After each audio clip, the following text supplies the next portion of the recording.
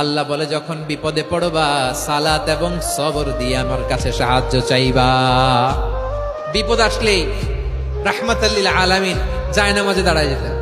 আমরা বিপদ আসলে কি করি? হায় হুতাশ, ফেসবুকে স্ট্যাটাস দেই, ঠিক কিনা? ফেসবুকে শেয়ার দেই।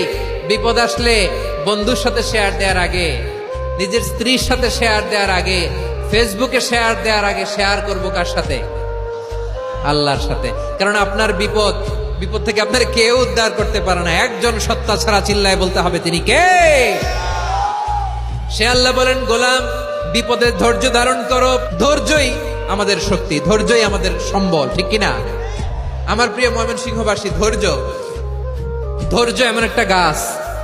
আমার দিকে তাকান, খেয়াল করে শুনেন, জরুরি কথা। ধৈর্য এটা এমন একটা গাছ যেই গাছের চারিদিকে কাটা, কিন্তু এই গাছের ফলটা বড় মিষ্টি। ধৈর্য এমন একটা গাছ যে গাছের চারিদিকে কাটা, কিন্তু এই গাছের ফল বড় মিষ্টি, সুমিষ্ট। ধৈর্য যদি ধরতে পারেন, এর ফলাফল দিব কে? আমরা 16 বছর ধৈর্য ধরছি না? এই ফলাফল আমাদেরকে আরশের উপর থেকে দান করেছে কে? বিপদ আসবে, জুলুম আসবে, একটু ধৈর্য ধারণ করবেন, ফলাফল পেয়ে যাবেন, ঠিক কিনা বলেন?